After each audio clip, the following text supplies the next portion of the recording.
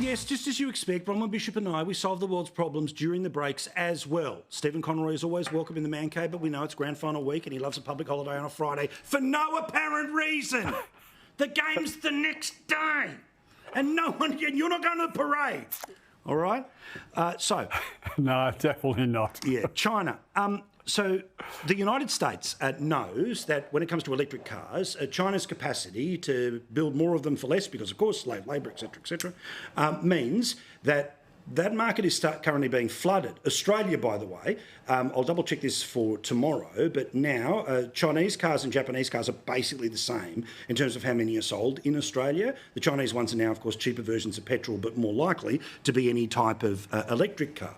Well, the Biden administration is getting a little Trumpy here, Bronwyn, because they're saying that the remote control factors that do exist in some of the technology, some of the time, is a national security risk. Because, guess what? China ain't their friend. Well, nice you woke up to it. Yes. I mean, we woke up to that fact with Huawei, but we didn't take the same lesson to the rest of the stuff we import, like solar panels, like wind turbines, and a whole heap of other stuff. And I think we are in serious trouble because I remember, if my memory serves me, before the end of the Belt and Road initiatives with old Andrews. Gold medal winner Andrews. Yes, he was going to bring in money to build, with this railway thing he's doing, Chinese technology. Yeah, of course. And I got sent to me very good information that said he could stop the trains.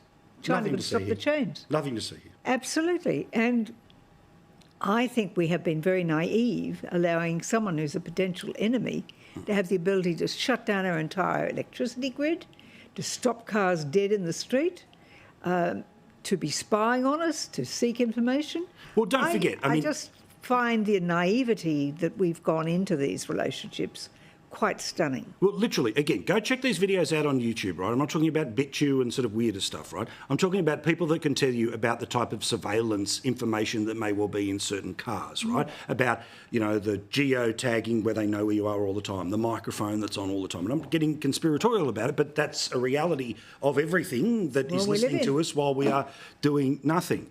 All right, former Communications Minister, are we off with the pixies here, or is there an actual issue here that when you end up with your market being overly penetrated by a product that you kind of don't really have a full chain of custody idea about, that's where you draw the line?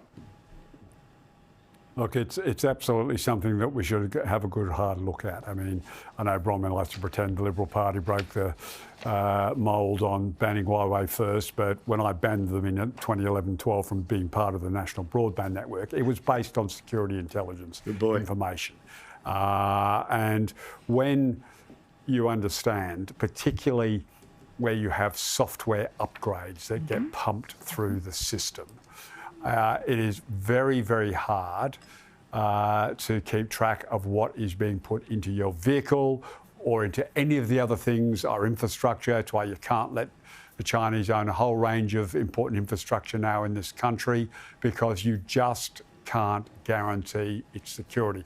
At least make them work harder and try and hack our infrastructure where we can at least try and defend. Yeah. Let's just hand it over to them. Yeah. So I think this is one that we should take genuine advice on. Look at what's happening around the world. Yes. Look at what the Chinese have the capacity to do. So I think it's absolutely something that needs to be put on the table, a serious discussion. It's not a partisan issue anymore. No, I agree. It's become core value issue. I think so. Protect the integrity and I think a whole range of our infrastructure, including cars or trains. And what happened in the Middle East, Stephen, is a wake-up call for everybody. Oh, the pages, about the capacity to weaponise things. All right.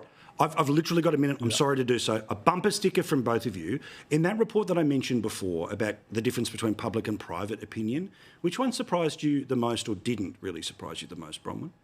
Well, the one for me was statement 4. Society is better off when individuals get to make decisions for themselves rather than having experts make decisions for everyone. And I found that one absolutely fascinating. So publicly, 67% would think that, but 75% privately. And you know the biggest jump? It was actually in millennials. 59% becomes 77%. So they're a lot more freedomy than you think. For you, Stephen, was there a particular moment, an item in that report? Look, I thought the one around media, and you highlighted the dangers mate, this has for our society as a whole, is very disturbing. And I think that we've all got to have a conversation about how we can establish trust in the mainstream media. Otherwise, our society is going to disintegrate. I'm with you. Thank you, guys. Do appreciate it. Thank you very much. We will see you again next Wednesday night.